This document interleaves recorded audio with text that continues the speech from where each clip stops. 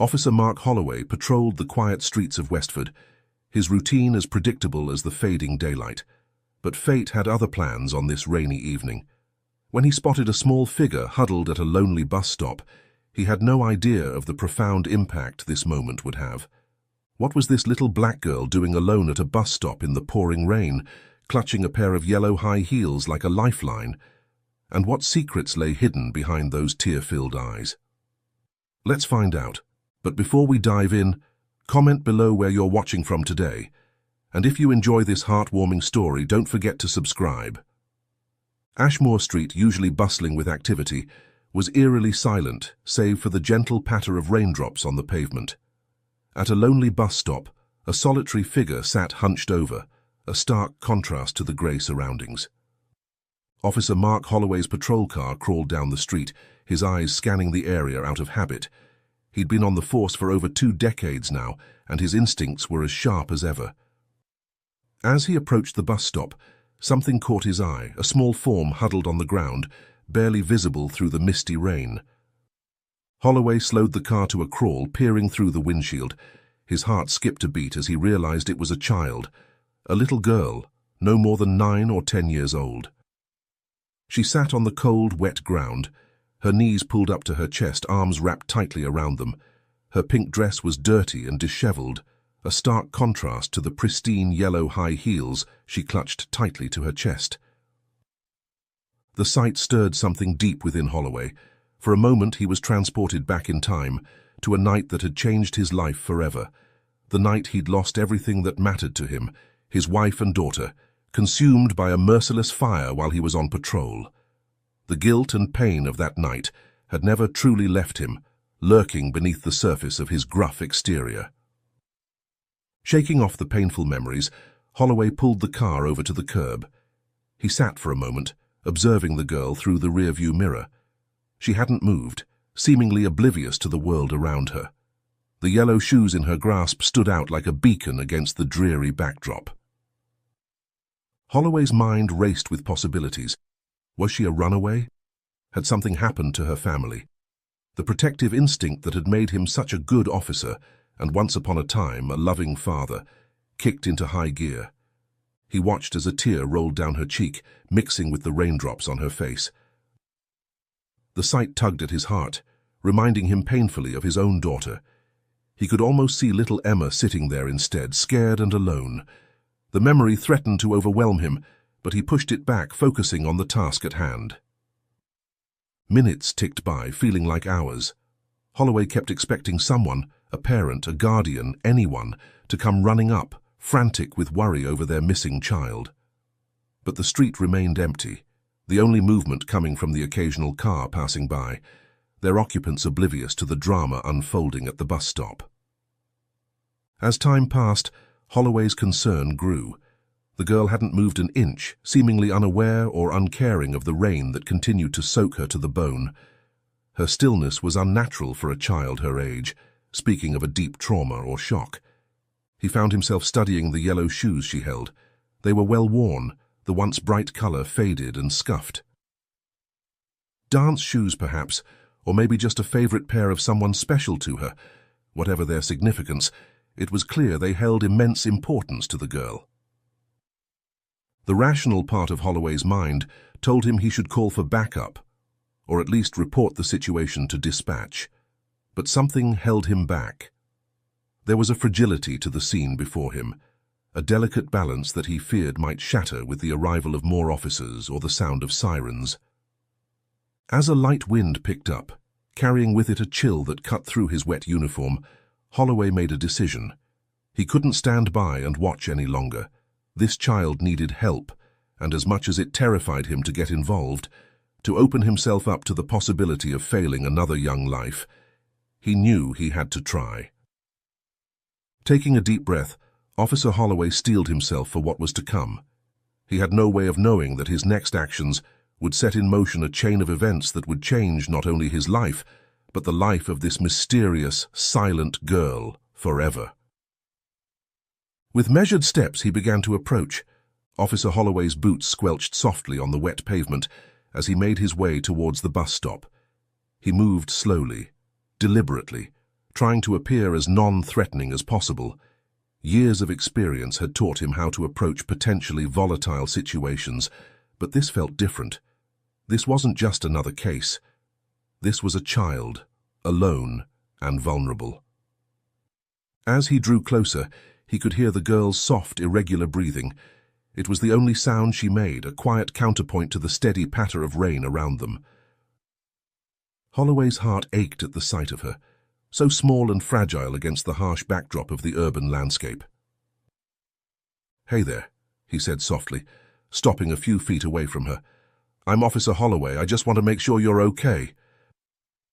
The girl didn't move, didn't even blink. Her eyes remained fixed on some distant point, unseeing.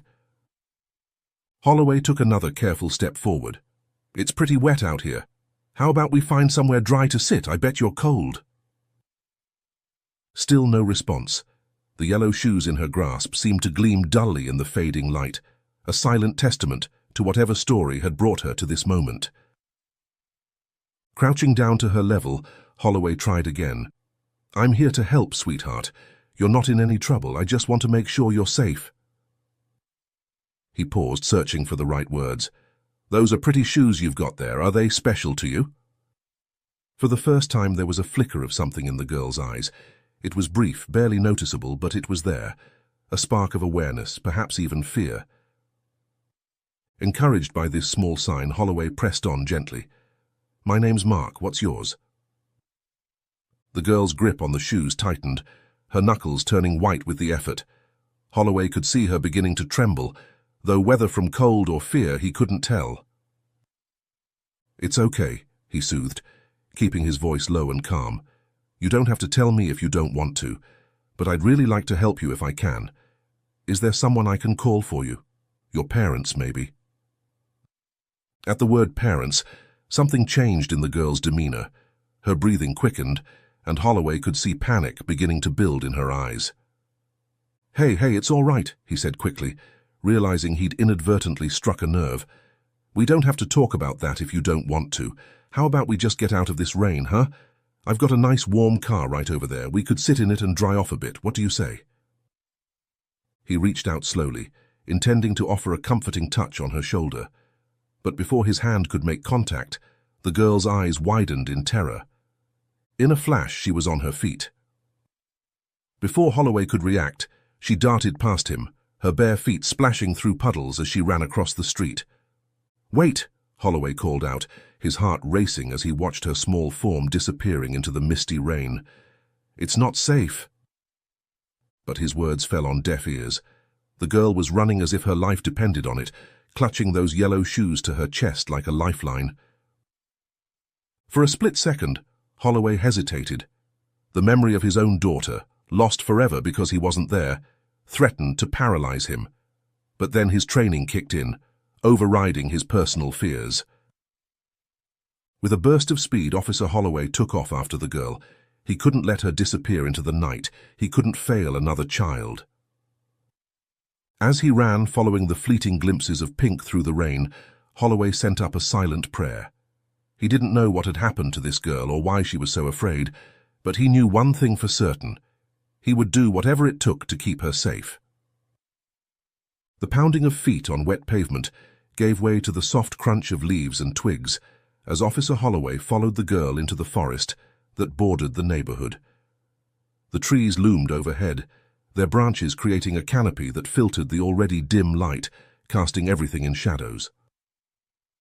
Holloway's breath came in short gasps as he pushed himself to keep up with the surprisingly swift child. His uniform, heavy with rain, clung to his body, but he barely noticed the discomfort. His entire focus was on the flash of pink that darted between the trees ahead of him. As he ran, Holloway reached for his radio, knowing he needed to call for backup. He couldn't risk losing the girl in the dense forest. "Dispatch, this is Officer Holloway," he panted into the radio.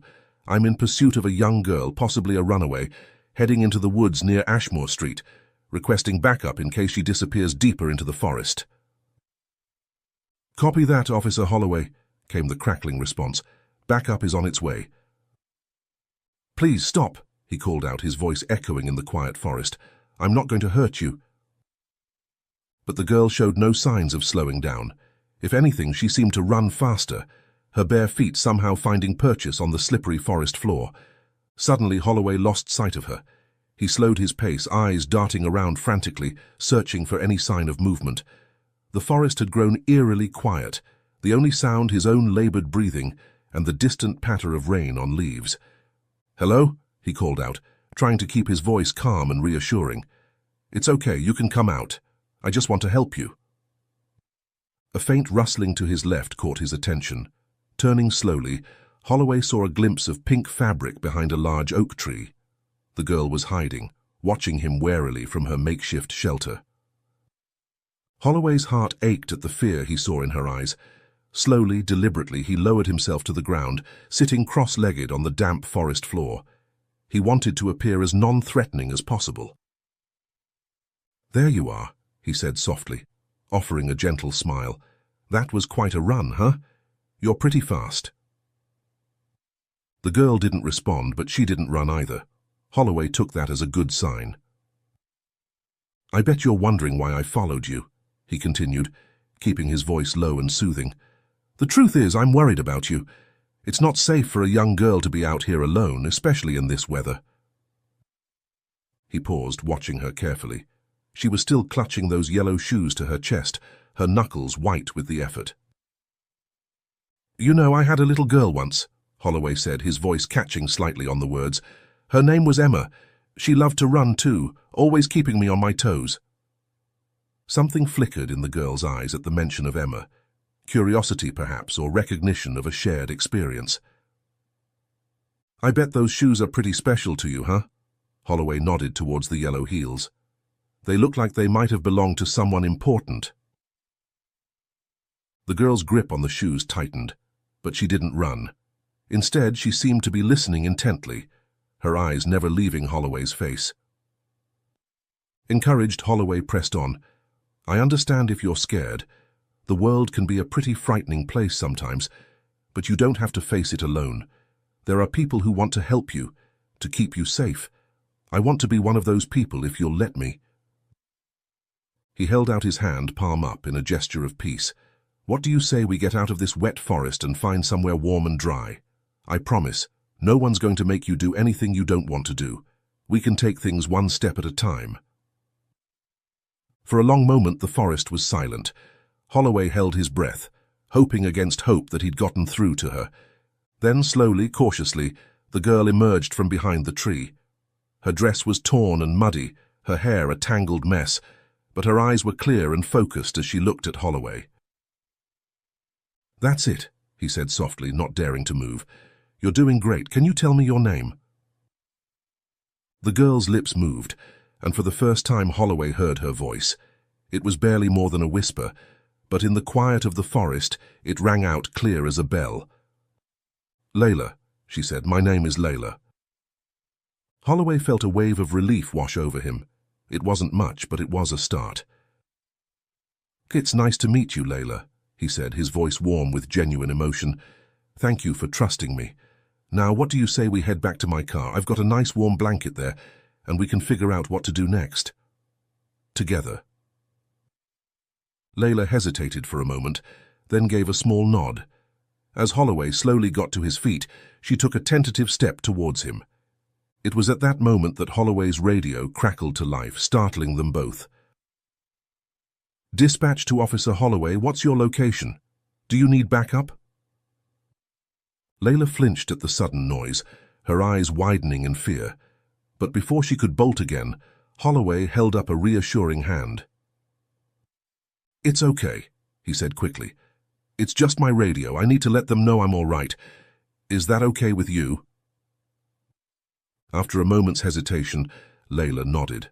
Holloway smiled at her, then spoke into his radio. "Holloway here. Situation under control. No backup needed. I'm escorting a young girl back to the station. We'll need a social worker on standby." "Copy that," came the response. "We'll have someone waiting." As Holloway lowered his radio, he saw Layla watching him intently. "Ready to go?" he asked gently. In response, Layla took another step towards him, then another, and another. As they made their way slowly back through the forest, Holloway kept a careful eye on Layla. She walked beside him, close enough that he could reach out and touch her if needed, but still maintaining a cautious distance. The yellow shoes remained clutched tightly to her chest, a silent reminder of whatever story had brought her to this point. "You're doing great, Layla," Holloway said softly as they navigated around a fallen tree. "We're almost back to the street. My car's not far from there." Layla nodded, her eyes darting around nervously as if expecting danger to leap out from behind every tree. Holloway's heart ached at the sight. No child should have to live with that kind of fear. As they emerged from the forest, the soft glow of streetlights greeted them. Layla squinted against the sudden brightness, instinctively moving closer to Holloway. "There we go," Holloway said, gesturing towards his patrol car parked a short distance away. "Let's get you warmed up, okay?" They approached the car slowly, Holloway keenly aware of how intimidating a police vehicle might seem to a frightened child.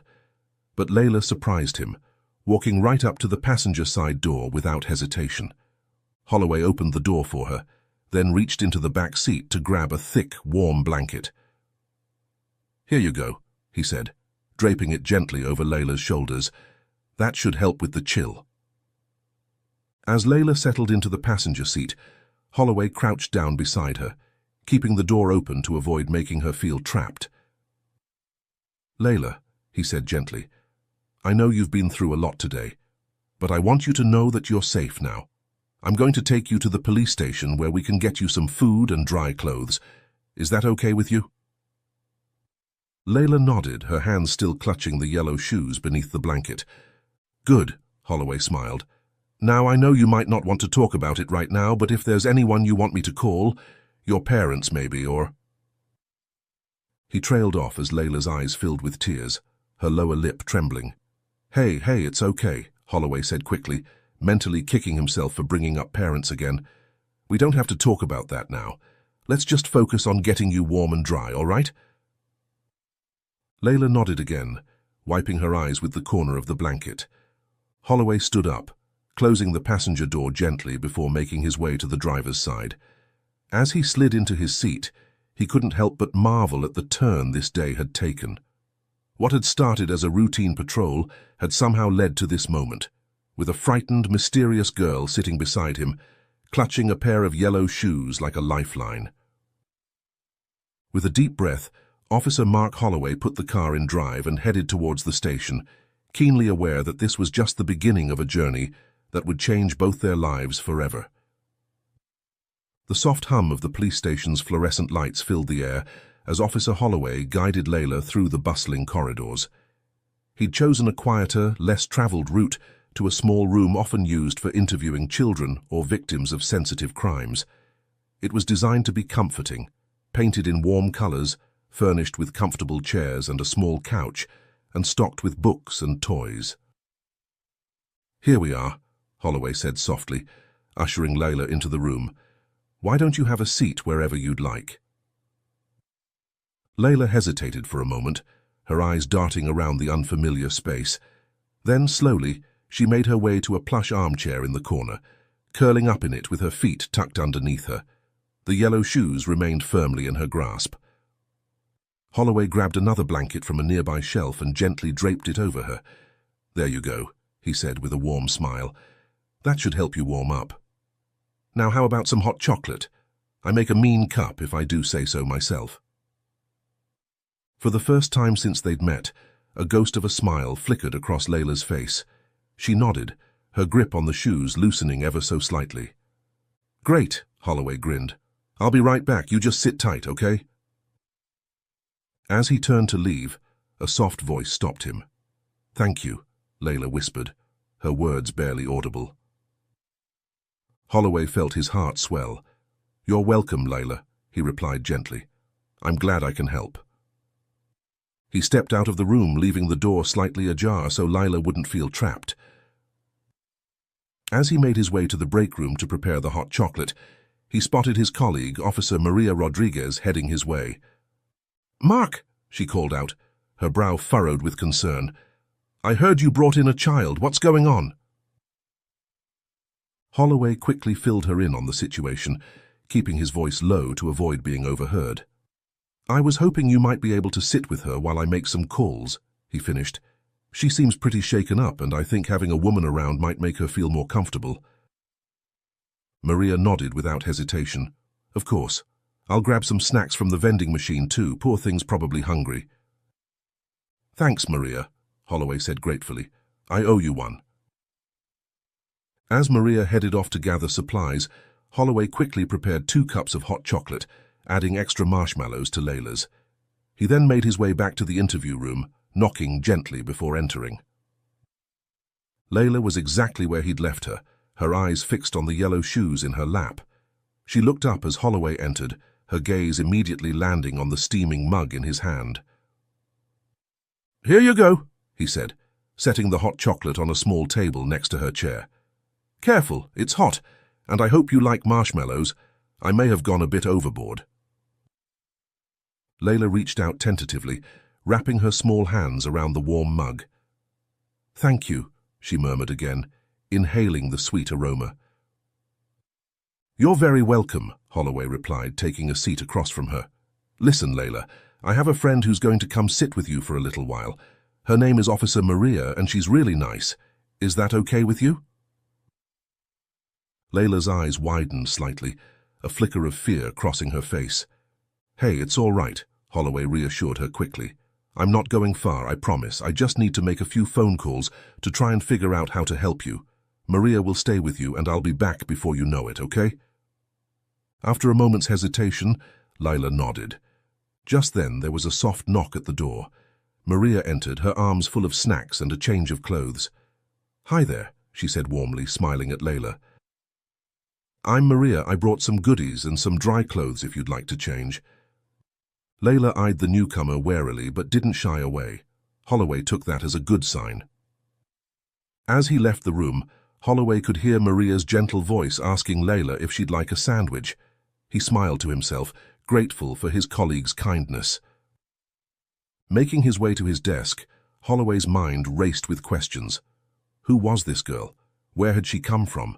And what was the story behind those yellow shoes she guarded so fiercely? He had a feeling the answers wouldn't be easy to find, but he was determined to try.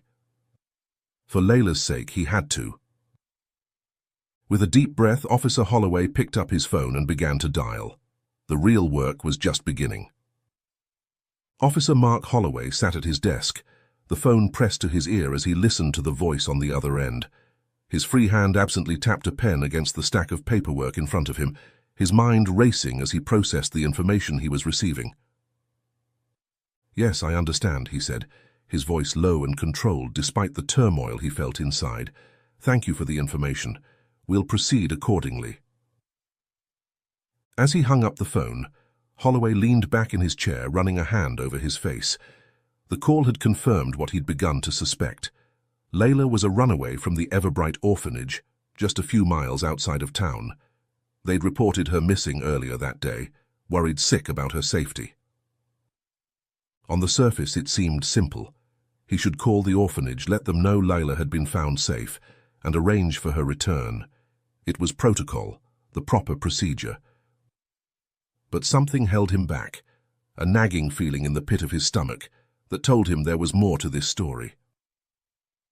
He thought about Layla, curled up in that interview room, clutching those yellow shoes like they were her only lifeline in a stormy sea. The fear in her eyes, the reluctance to speak about her past, it all pointed to a deeper trauma, one that returning her to the orphanage might not address. Holloway's mind drifted to his own loss, the ache in his heart that had never truly healed since the night he lost his wife and daughter. He remembered the helplessness, the overwhelming grief, the feeling that the world had suddenly become a colder, darker place. Was that what Layla was feeling?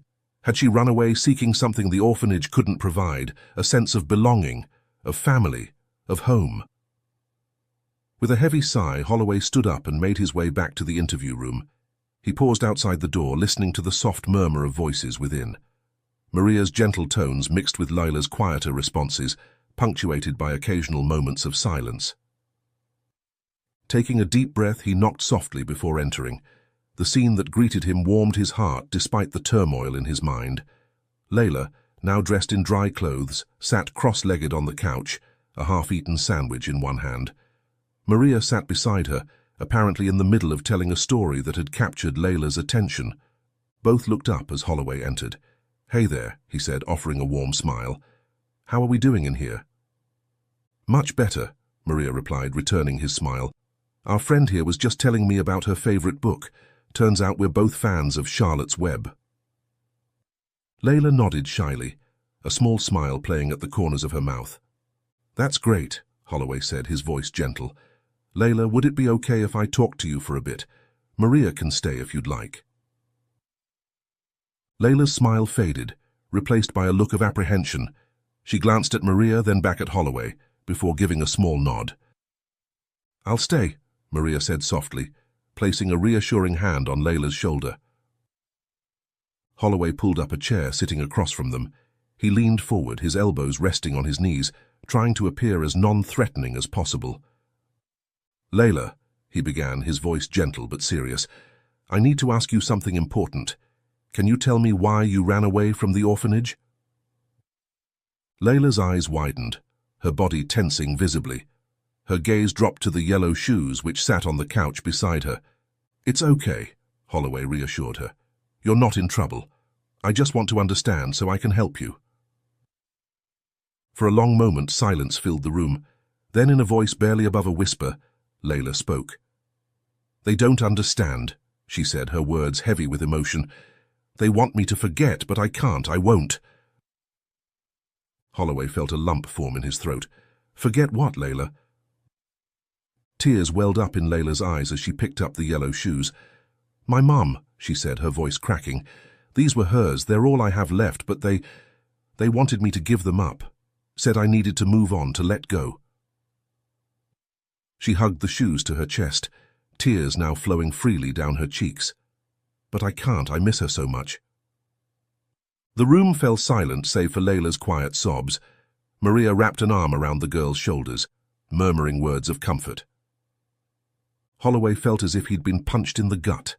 The pain in Layla's voice, the desperation in her eyes. It was all too familiar. He saw himself in her, recognized the raw grief that time had yet to heal. In that moment, Holloway knew he couldn't simply send her back.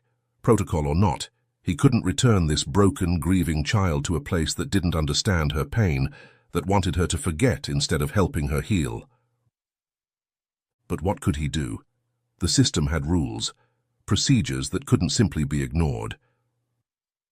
And yet, looking at Layla, Holloway knew he had to try. Somehow he had to find a way to help her, to give her the understanding and support she so desperately needed. As Layla's sobs quieted, Holloway made a decision. It wouldn't be easy, and he had no idea where it might lead, but he knew it was the right thing to do. "Layla," he said softly, waiting until she looked up at him, "I want you to know something. I understand how you feel. I lost someone too, my wife and daughter, and I know how much it hurts, how sometimes it feels like you can't breathe because you miss them so much." Layla's eyes widened, a flicker of recognition passing across her face. "I promise you," Holloway continued, his voice thick with emotion, "I'm going to do everything I can to help you. We'll figure this out together, okay? You don't have to face this alone anymore." For the first time since he'd found her at that bus stop, Holloway saw a glimmer of hope in Layla's eyes. She nodded, clutching the yellow shoes a little less tightly. As Maria continued to comfort Layla, Holloway stood up, his mind already racing with possibilities. He didn't know exactly what he was going to do, but he knew one thing for certain. He wasn't going to let this child down. Whatever it took, he would find a way to give Layla the support and understanding she needed to heal. With renewed determination, Officer Mark Holloway left the room, ready to challenge the system if necessary to do what was right for Layla. The journey ahead would be difficult, but looking back at the little girl with the yellow shoes, he knew it would be worth it. The police station hummed with its usual activity as Officer Holloway paced the corridor outside the interview room. His mind raced with possibilities, each scenario presenting its own set of challenges and potential consequences. He knew that what he was considering, finding a way to keep Layla out of the orphanage system, was unorthodox at best and potentially career-ending at worst. His thoughts were interrupted by the arrival of Sarah Jensen, the social worker assigned to Layla's case. Her brisk walk and furrowed brow spoke volumes about the urgency of the situation. "Officer Holloway," she greeted him, her voice clipped and professional. "I understand you're the one who found Layla Thompson. I need to speak with her immediately and arrange for her return to Everbright Orphanage." Holloway felt his heart sink. This was the moment of truth, the point where his duty as an officer clashed head-on with what he believed was right for Layla. "Ms. Jensen," he began, choosing his words carefully, "before you speak with Layla, there's something you need to know. The situation is complicated." Sarah raised an eyebrow, her expression a mix of curiosity and impatience. "Complicated how, officer?" Holloway took a deep breath, then launched into an explanation of everything that had transpired since he found Layla at the bus stop. He told Sarah about the yellow shoes, about Layla's fear and grief, and about the orphanage's apparent lack of understanding when it came to helping her process her loss. As he spoke, he could see Sarah's expression softening, her professional detachment giving way to genuine concern. "I understand that protocol dictates she should return to Everbright immediately," Holloway concluded, his voice low and earnest. "But I'm asking you to consider an alternative. This girl needs more than just a roof over her head. She needs understanding, patience, and support to deal with her grief." Sarah Jensen was silent for a long moment, her eyes thoughtful as she processed Holloway's words. When she finally spoke, her voice was softer than before. "Officer Holloway, I appreciate your concern for Layla, but you must understand there are procedures in place for a reason. We can't simply ignore them because we feel emotionally invested in a case." Holloway felt his heart sink, but he wasn't ready to give up. "I know that, Ms. Jensen, but surely there's some flexibility in the system, some way we can ensure Layla gets the specific care she needs?" Sarah sighed, running a hand through her hair. "It's not that simple. Everbright is her legal guardian. They've reported her missing, and they're expecting her return. We can't just—" She was interrupted by the sound of the interview room door opening. Maria stepped out, her expression concerned. "Mark," she said quietly, "Layla's asking for you. She seems pretty upset." Holloway glanced at Sarah, who nodded her assent. Together they entered the room where they found Layla curled up in the armchair, her eyes red-rimmed and fearful.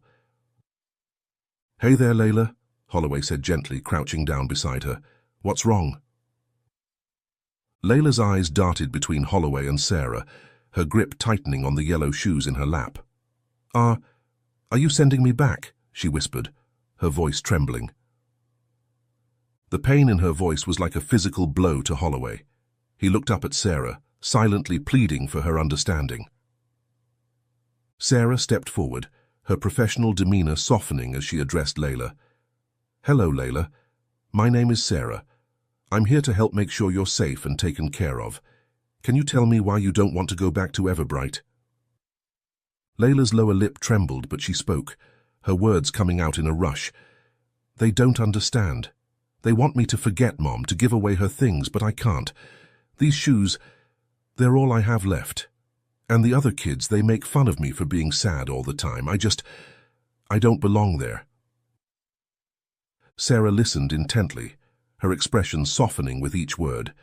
When Layla finished speaking, Sarah knelt down beside Holloway, bringing herself to eye level with the girl.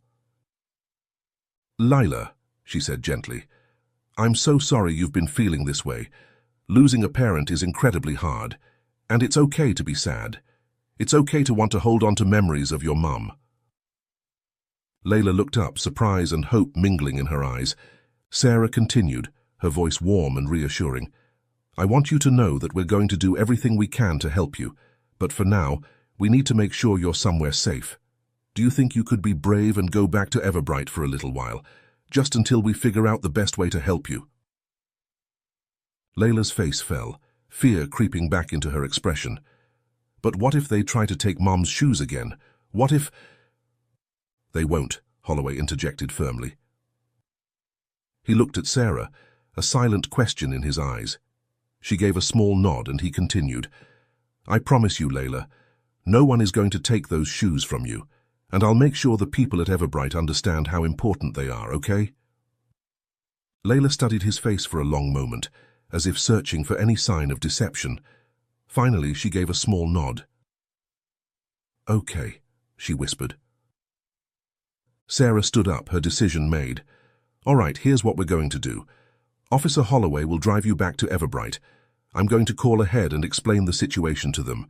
And in the meantime, I'll start looking into other options for your care. Options that might be better suited to help you deal with your loss. How does that sound?" Layla nodded again, a flicker of relief passing across her face. Holloway felt a wave of gratitude towards Sarah. She had found a middle ground, a way to follow protocol while still addressing Layla's unique needs. It wasn't a perfect solution, but it was a start. "Thank you," he said quietly to Sarah as they prepared to leave. She gave him a small smile. "Don't thank me yet, officer. We've still got a long road ahead, but I think you're right. This girl needs more than just standard care. I'll do what I can to help." As they left the interview room, Layla walking between them with her yellow shoes clutched tightly to her chest, Holloway felt a mix of emotions. Relief that Layla wouldn't be simply thrust back into a situation that was causing her pain. Hope that they might be able to find a better solution for her, and a growing sense of determination. He knew this was just the beginning. There would be challenges ahead, bureaucratic hurdles to overcome. But looking down at Layla, seeing the trust in her eyes as she walked beside him, Holloway knew he would do whatever it took to help this child find her way through her grief and towards a brighter future. As they stepped out into the evening air, the first stars beginning to twinkle in the darkening sky, Officer Mark Holloway made a silent promise. To Layla, to himself, and to the memory of his own lost family. He would see this through no matter what it took. The patrol car moved slowly through the quiet streets of Westford, its headlights cutting through the early evening darkness. Inside, Officer Holloway kept glancing in the rear-view mirror, his eyes drawn to the small figure huddled in the back seat. Layla sat silently, her gaze fixed on the yellow shoes in her lap, her expression a mixture of resignation and fear. Holloway's colleague, Officer Johnson, sat in the passenger seat, having volunteered to accompany them on the drive back to Everbright Orphanage. The car was filled with a heavy silence, broken only by the occasional crackle of the police radio. As they turned onto the long tree-lined driveway leading to Everbright, Holloway felt a knot forming in his stomach. He could see Layla's reflection in the mirror, watched as her body tensed with each passing second. "We're almost there, Layla," he said gently, trying to keep his voice steady and reassuring. "Remember what we talked about. No one's going to take your mum's shoes away, I promise." Layla nodded slightly, but her grip on the shoes tightened visibly. The orphanage came into view, a large, somewhat austere building that looked more institutional than homely. Lights blazed from several windows, and as they pulled up to the entrance, Holloway could see figures moving inside. He parked the car and turned to face Layla. "Ready?" he asked softly. Layla looked up at him, her eyes wide with apprehension. She shook her head slightly. "I know it's scary," Holloway said, his heart aching for the frightened child. "But remember, this is just temporary. Ms. Jensen is working on finding a better situation for you, and I'll be checking in, making sure you're okay. You're not alone in this, Layla." After a moment, Layla gave a small nod. Holloway stepped out of the car and opened the back door for her.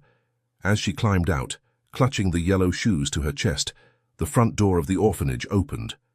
A middle-aged woman with a stern face stepped out, followed by a younger man. "Layla Thompson," the woman said, her voice a mix of relief and exasperation. "Thank goodness you're safe. Do you have any idea how worried we've been?" Layla shrank back slightly, moving closer to Holloway. He placed a gentle hand on her shoulder, feeling her tremble beneath his touch.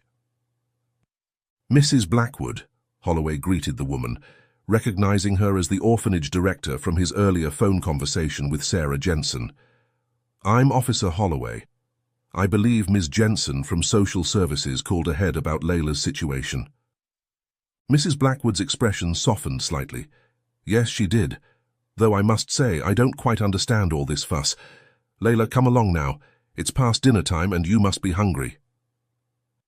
As Mrs. Blackwood reached out to take Layla's arm, the girl flinched away, a small whimper escaping her lips.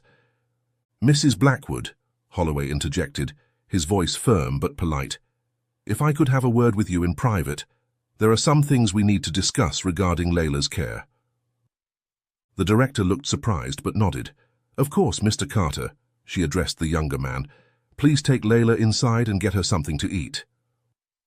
Actually, Holloway said quickly, I was hoping Officer Johnson could stay with Layla while we talk, just to help her feel more comfortable with the transition.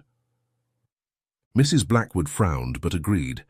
As they walked towards the building, Holloway glanced back to see Johnson crouching down to speak softly to Layla, who seemed to relax slightly in the officer's presence.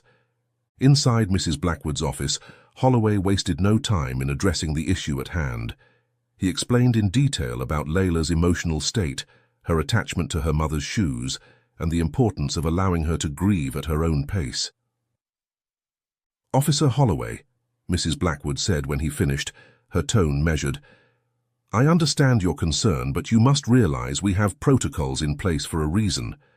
Layla needs to learn to move on, to integrate with the other children. Clinging to the past won't help her do that. Holloway felt a surge of frustration but kept his voice calm. With all due respect, Mrs. Blackwood, grief isn't something you can just switch off. Layla needs support and understanding, not pressure to move on. Those shoes are her connection to her mother. Taking them away or making her feel ashamed for holding on to them could do serious emotional damage. The director was silent for a moment, her expression unreadable. Finally, she sighed. Very well, officer. We'll allow Layla to keep the shoes for now, but I hope you understand we can't give her special treatment indefinitely. It's not fair to the other children. Holloway nodded, feeling a small sense of victory. Thank you, Mrs. Blackwood. That's all I'm asking for now. Give her time, be patient with her, and please, if there are any issues, don't hesitate to contact me or Ms. Jensen. As they walked back to the entrance, Holloway saw Layla sitting with Officer Johnson in the common room. She looked up as they approached, fear flickering across her face. Holloway knelt down beside her. Hey, Layla, everything's going to be okay. Mrs. Blackwood understands about the shoes now. You can keep them with you, all right? Layla nodded, relief evident in her eyes. You'll come back, she whispered. Of course, Holloway promised, his voice thick with emotion. I'll check in on you soon, and remember, Ms. Jensen is working on finding a better place for you. This is just temporary. As he stood to leave, Layla suddenly threw her arms around him in a tight hug. Holloway hugged her back, feeling a lump form in his throat. Be brave, Layla, he murmured. You're stronger than you know. Walking back to the patrol car, Holloway felt a mix of emotions washing over him. Relief that he'd managed to secure some concessions for Layla, but also a deep sadness at leaving her in a place where she felt so alone and misunderstood. As he drove away from Everbright, the image of Layla's sad, frightened face stayed with him. He knew this wasn't over. Somehow, some way, he had to find a better solution for her. The road ahead would be challenging, but looking at the orphanage receding in his rearview mirror, Officer Mark Holloway made a silent vow. He would not let Layla down. Whatever it took, he would find a way to give her the home and understanding she so desperately needed. Holloway spent the next few hours at the station, mechanically going through his paperwork, but his mind kept drifting back to Layla. As the evening wore on, his unease grew. By the time his shift ended, he knew he couldn't just go home and leave things as they were. Without fully realizing what he was doing, he found himself in his car, driving back through the quiet streets towards Everbright Orphanage. The night was still and dark as Officer Mark Holloway's patrol car crept along the tree-lined driveway leading to Everbright Orphanage. The dashboard clock glowed 11:30 p.m., its red digits a stark contrast to the blackness outside. As the imposing silhouette of the orphanage loomed into view, Holloway felt a mix of determination and apprehension settle in his stomach. He pulled into the parking lot and switched off the engine, sitting for a moment in the sudden silence. Holloway stepped out of the car, the cool night air a sharp contrast to the warmth of the vehicle. He took a deep breath, steeling himself for what he was about to do. Then, with determined steps, he approached the front door and rang the bell. Several long moments passed before a light flickered on inside. The door opened to reveal a sleepy-looking night attendant, confusion etched on his face. "Officer, is everything all right?" Holloway nodded, trying to project an air of calm authority. "Yes, everything's fine. I'm here about Layla Thompson, the girl we brought in earlier. There's been a development in her case, and I need to speak with her immediately." The attendant hesitated, clearly unsure about the unusual request. "Sir, it's very late. The children are all asleep." "I understand," Holloway said, his voice firm but kind. "But this is a sensitive matter that can't wait until morning. I've already cleared it with Mrs. Blackwood." It was a lie, but a necessary one, he told himself. After another moment's hesitation, the attendant nodded and stepped aside. "All right, officer. I'll take you to her room." As they walked through the quiet hallways, Holloway's mind raced. He was operating on pure instinct now, driven by a need to protect this child that he couldn't fully explain even to himself. They stopped outside a door near the end of a long corridor. The attendant knocked softly, then opened the door. "Layla," he called quietly, "there's someone here to see you." Holloway stepped into the small, sparsely furnished room. In the dim light from the hallway, he could make out Layla's small form huddled under the covers of a narrow bed. As she sat up, rubbing her eyes, Holloway's heart clenched at the fear that immediately flooded her face. "It's okay, Layla," he said softly, moving closer to the bed. "It's just me, Officer Holloway, remember?" Recognition dawned in her eyes, quickly followed by confusion. "Officer Holloway," she whispered. "What's wrong? Did I do something bad?" No, Holloway reassured her quickly. He turned to the attendant hovering in the doorway. "Could you give us a moment, please? Official police business." Once they were alone, Holloway sat on the edge of Layla's bed. In the faint moonlight streaming through the window, he could see the yellow shoes placed carefully on the nightstand beside her. "Layla," he began, his voice gentle, "I know it's late and I'm sorry for waking you, but I couldn't stop thinking about you, about how scared and alone you must be feeling right now." Layla's lower lip trembled, her eyes filling with tears. "I don't want to be here," she whispered. "I want to go home, but home is gone." Holloway felt his own eyes stinging with unshed tears. Without thinking, he reached out and took Layla's small hand in his. "I know, sweetheart, and I'm so sorry you're going through this, but I want you to know that you're not alone, not anymore." He took a deep breath, knowing that what he was about to say would change everything.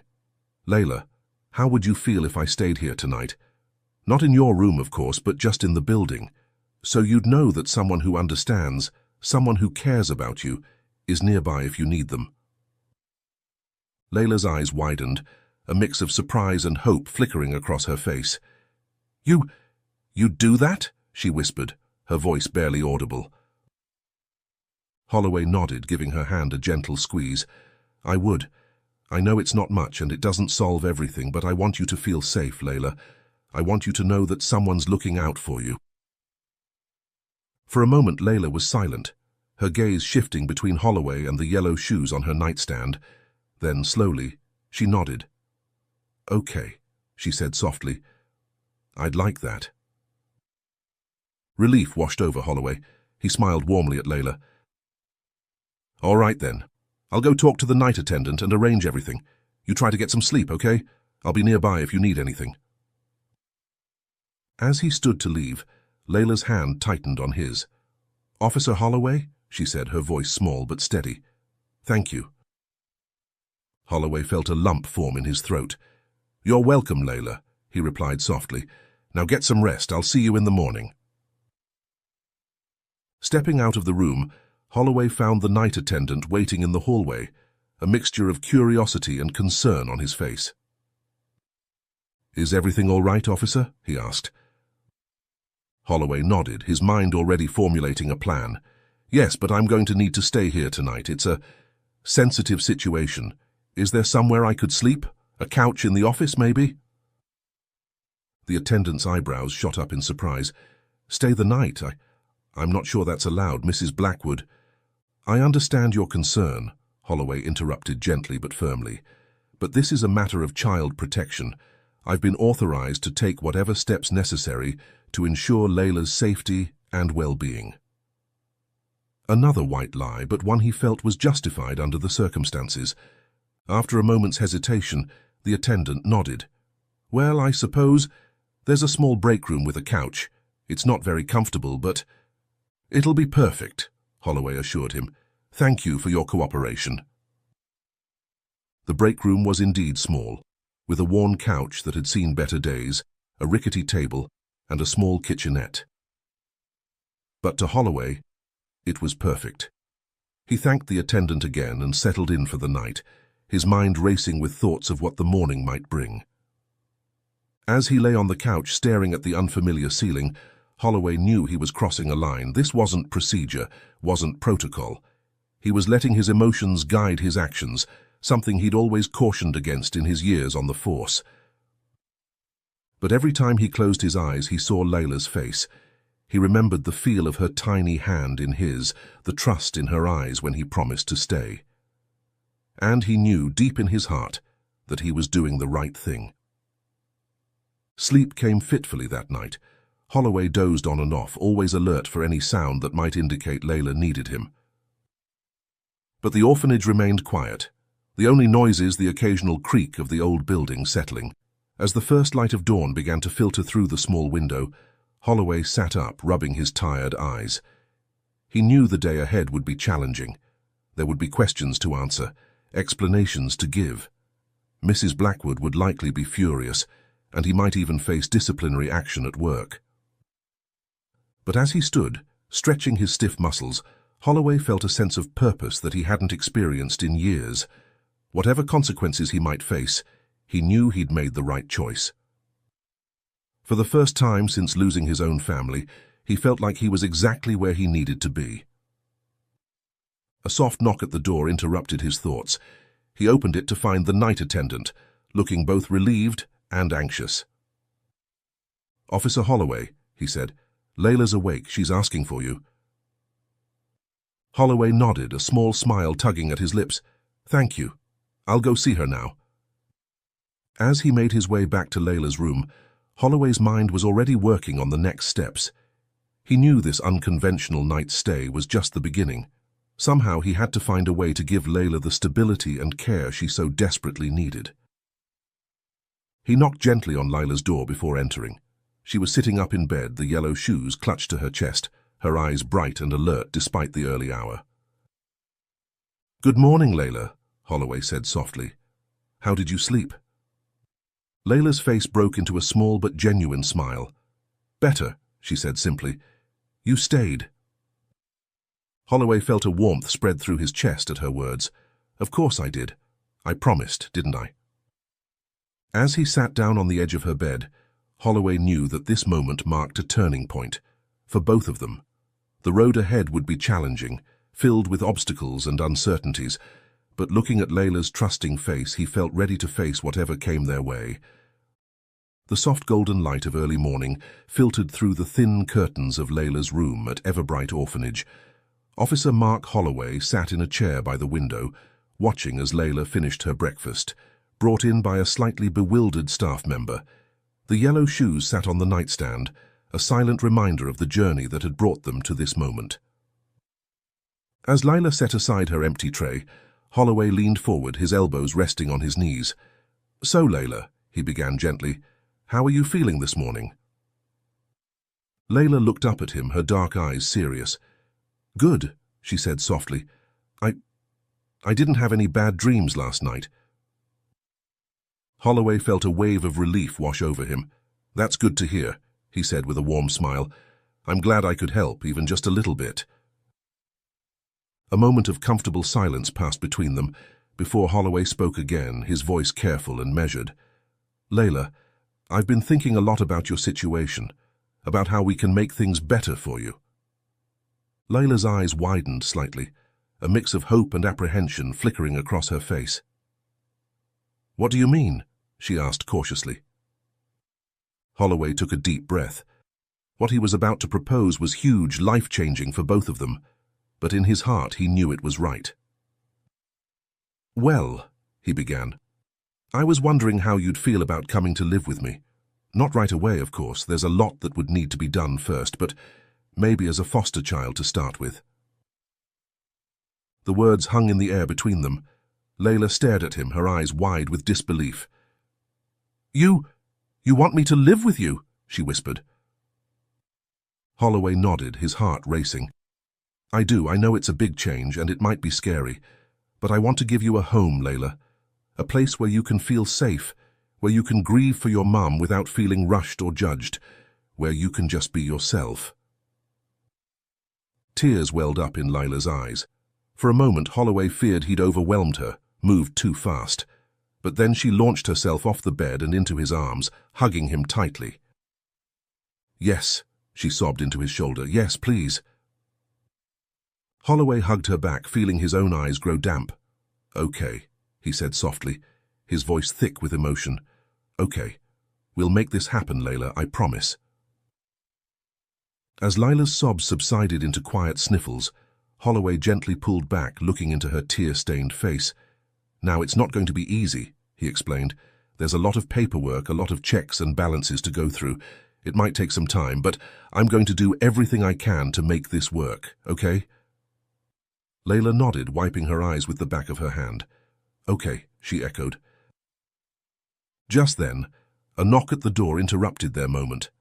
Mrs. Blackwood entered, her face a mask of barely contained fury.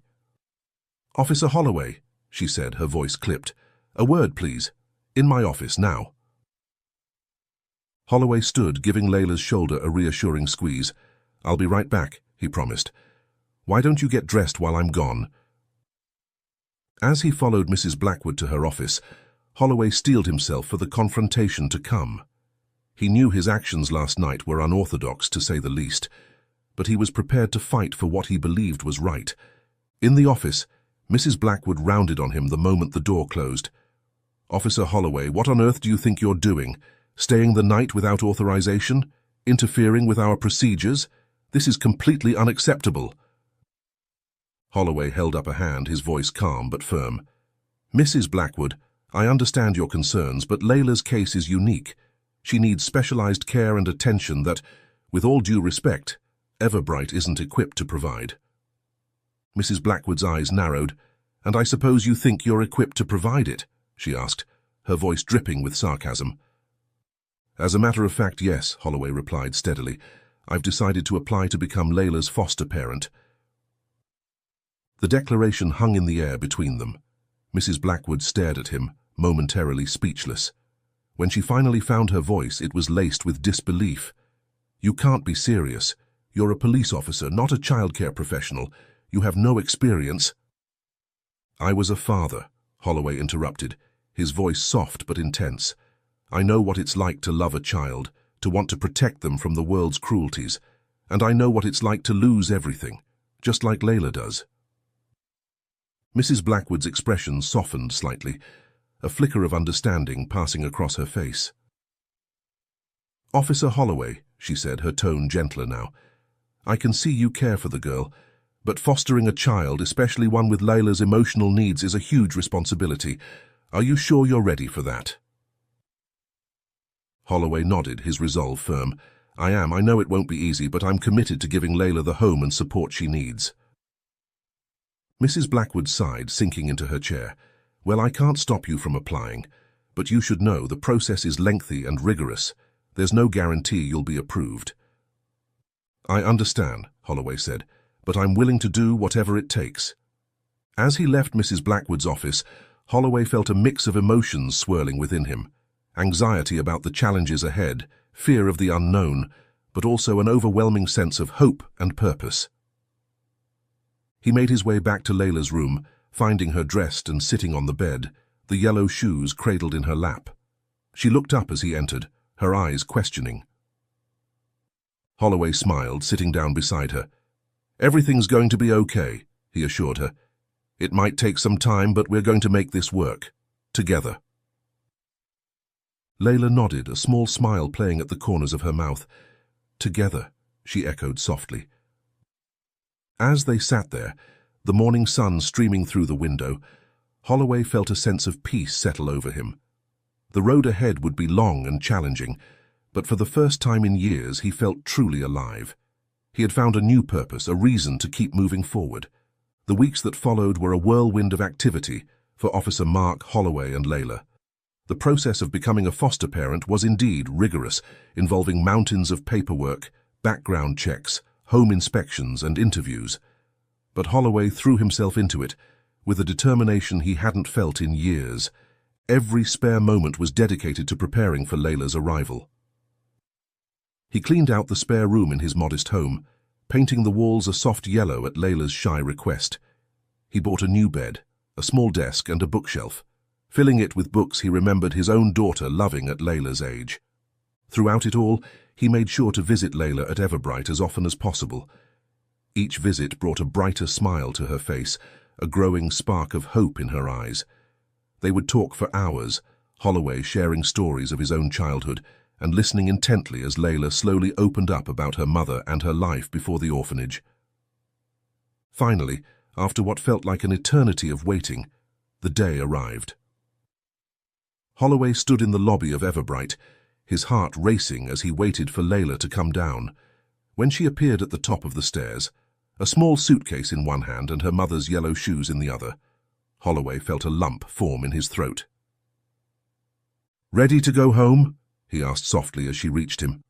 Layla nodded, a mix of excitement and nervousness on her face. "Home," she repeated, as if testing out the word. The drive to Holloway's house was quiet, both of them lost in their own thoughts about the changes ahead. As they pulled into the driveway, Holloway turned to Layla. "Welcome home, kiddo," he said with a warm smile. Inside, Holloway showed Layla to her new room. He watched as she took it all in, her eyes wide with wonder. "This is all for me?" she asked in disbelief. Holloway nodded. "All for you. I hope you like it." Layla walked slowly around the room, running her hand over the new bedspread, the smooth surface of the desk. Finally, she turned to Holloway, her eyes shining with unshed tears. "Thank you," she whispered. "You're welcome, sweetheart," Holloway replied, his own voice thick with emotion. "Now, why don't you start unpacking while I get dinner started?" As the days turned into weeks, Holloway and Layla began to settle into a routine. There were challenges, of course. Nightmares that had Layla waking up screaming for her mother. Days when grief overwhelmed her, leaving her quiet and withdrawn. Moments of frustration as they both adjusted to their new roles. But there were also moments of joy and connection that made it all worthwhile. The first time Layla laughed at one of Holloway's terrible dad jokes, the evening they spent building a blanket fort in the living room and reading stories by flashlight. The Saturday morning, Layla tentatively asked if she could help Holloway make pancakes, standing on a stool beside him at the stove. One evening, as they were settling into their new routine, Holloway was helping her unpack the last of her things from Everbright. As they worked, Layla suddenly paused, holding her mother's yellow shoes in her hands. "Officer Holloway?" she said quietly. "Yes, Layla," he replied, noting the serious look on her face. I don't know where to put these," she said, gesturing to the shoes. "They don't really fit anywhere." Holloway understood the deeper meaning behind her words. These shoes, this tangible connection to her mother, didn't seem to fit in her new life. But he also knew how important they were to her. Kneeling down beside her, Holloway gently took the shoes and placed them on the floor beside her bed. "How about here?" he suggested. "They'll be close by, but not in the way." Layla looked at the shoes, then back at Holloway, uncertainty in her eyes. "But won't they get in the way?" she asked softly. Holloway shook his head, a gentle smile on his face. Not at all. They're part of you, Layla, part of your story. They don't have to be hidden away. He reached out and took Layla's small hand in his. You know, your mom will always be with you, no matter where those shoes are. She's in your memories, in your heart. These shoes are just a reminder of her love for you. Layla's eyes filled with tears, but there was a glimmer of understanding in them too. Really, she whispered. Really, Holloway affirmed. And you know what? It's okay to keep them close. It's okay to miss her and to want to remember her. We can make space for those memories here, in your new home. A small smile tugged at the corners of Layla's mouth. I'd like that, she said softly. Holloway gave her hand a gentle squeeze. How about we put them under the bed? That way they're safe and close, but not in the way. And any time you want to look at them or hold them, they'll be right there. Layla nodded, wiping away a tear with her free hand. Together they gently slid the yellow shoes under the bed, positioning them so that just the toes peeked out. As they stood up, Layla suddenly threw her arms around Holloway's waist, hugging him tightly. Thank you, she murmured into his shirt. Holloway hugged her back, feeling a warmth spread through his chest. You're welcome, sweetheart, he said softly. Remember, we're in this together. That night, as Holloway tucked Layla into bed, he noticed a new sense of peace in her eyes. The yellow shoes under the bed seemed to have found their place, just as Layla was finding hers in this new chapter of her life. As the weeks turned into months, Holloway and Layla's bond grew stronger. They developed their own little rituals and inside jokes. Holloway learned to braid Layla's hair. Layla discovered a love for Holloway's terrible puns, giggling even as she rolled her eyes at them. There were still difficult days, of course, days when the loss of her mother hit Layla hard, leaving her quiet and withdrawn. But now, instead of facing those moments alone, she had Holloway to lean on. He would sit with her, sometimes in silence, sometimes sharing stories of his own losses, helping her understand that grief was a journey they could navigate together. Holloway, too, found healing in their growing relationship. The hole left by the loss of his wife and daughter would never fully close, but Layla's presence brought a new light into his life. Her laughter filled the once quiet house, her drawings adorned the refrigerator, and her growing confidence gave him a sense of purpose he'd thought he'd lost forever. One Saturday morning, as they sat at the kitchen table eating breakfast, Layla looked up from her cereal with a thoughtful expression. "Officer Holloway?" she asked. "Yes, Layla," he replied, lowering his coffee mug. Do you think it would be okay if I called you Dad?" Her voice was hesitant, almost afraid. Holloway felt his heart skip a beat. He set down his mug, taking a moment to compose himself before answering. "Layla," he said gently, "I would be honored if you called me Dad, but only if you're comfortable with it. There's no rush, and if you're not ready, that's okay too." Layla nodded, a small smile playing at her lips.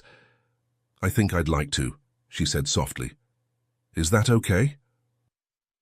Holloway felt tears prick at his eyes. "It's more than okay," he said, his voice thick with emotion. "It's wonderful." From that day forward, their relationship shifted subtly but profoundly. The word Dad started to slip into Layla's vocabulary more frequently, each utterance a balm to Holloway's long, grieving heart. And for Layla, it seemed to bring a new sense of belonging, of having found her place in the world once again. As spring turned to summer, Holloway and Layla settled into their new life together. The yellow shoes remained under Layla's bed, a cherished reminder of the mother she'd lost. But now they were joined by new mementos: a seashell from their first trip to the beach, a ribbon from Layla's first dance recital, a Father's Day card carefully crafted with glitter and love. The day of the adoption hearing dawned bright and clear, a perfect late summer morning. Officer Mark Holloway stood in front of the mirror, adjusting his tie with slightly shaking hands. The past year had been a whirlwind of emotions, challenges, and incredible joys, and now, finally, they had reached this momentous day. "Dad," Layla's voice called from down the hall, "are you ready?" Holloway smiled at the word that still sent a warm feeling through his chest every time he heard it. "Almost, sweetheart," he called back. "Just finishing up." He took a deep breath, looking at his reflection. The man staring back at him was different from the one who had found a frightened little girl at a bus stop over a year ago. There was life in his eyes now, purpose in his stance. Layla had brought color back into his world, healing parts of him he'd thought were broken beyond repair. Stepping out into the hallway, Holloway's breath caught in his throat. Layla stood there in a pretty yellow dress, her hair neatly braided, a skill Holloway had finally mastered after months of practice. In her hands she held a shoebox. "You look beautiful, Layla," Holloway said softly. Layla smiled, a mix of excitement and nerves on her face. "Thanks, Dad," she replied. Then, holding up the shoebox, she added, "I thought maybe we could bring these for luck." Holloway knew without asking what was in the box. The yellow shoes, Layla's last connection to her mother, had become a symbol of their journey together.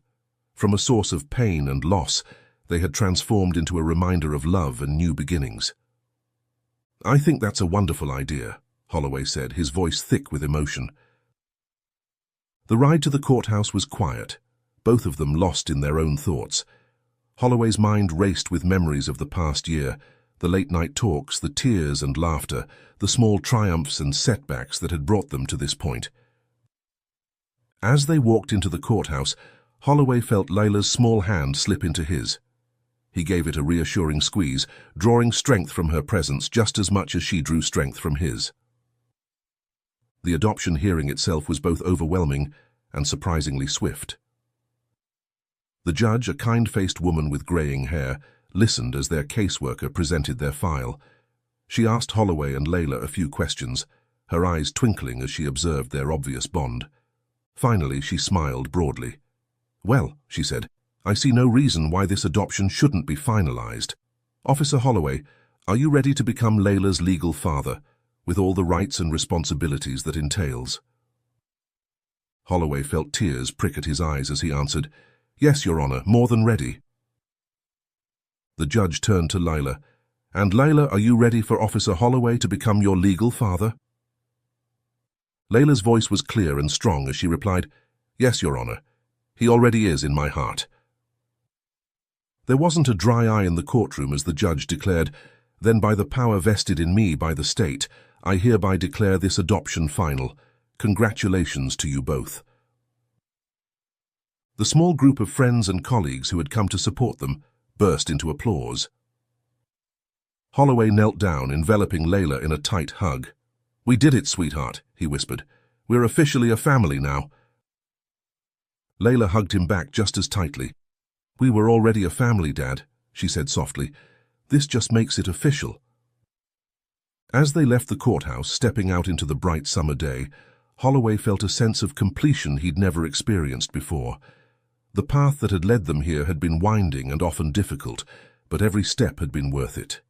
They walked hand in hand to a nearby park, finding a quiet bench beneath a shady tree. Layla carefully opened the shoebox, revealing the yellow shoes nestled inside. "Mum would be happy, wouldn't she?" Layla asked, her fingers gently tracing the worn leather. Holloway nodded, putting an arm around her shoulders. "I think she'd be very happy," he said. "She'd be so proud of how brave and strong you've been." Layla leaned into him, a contented sigh escaping her lips. "I miss her," she said softly, "but I'm glad I have you now too." "And you always will," Holloway promised. "We're in this together, remember?" They sat there for a while, enjoying the peaceful moment. The yellow shoes sat between them, a testament to the journey they'd taken, from loss and grief to hope and new beginnings. As they finally stood to leave, Layla carefully placed the shoes back in the box. "Can we stop for ice cream on the way home?" she asked, a mischievous twinkle in her eye. Holloway laughed, feeling lighter than he had in years. "I think that's a great idea. After all, we've got something pretty big to celebrate." Hand in hand, father and daughter walked out of the park, ready to start the next chapter of their lives together. The path ahead was unknown, but they would face it as they had faced everything else, together, one step at a time. Thank you for joining us on this touching journey of healing and unexpected connection. If this story of a police officer and a grieving child finding hope in each other touched your heart, I've handpicked another inspiring tale I know you'll love. Please don't miss it. Click here to watch it next.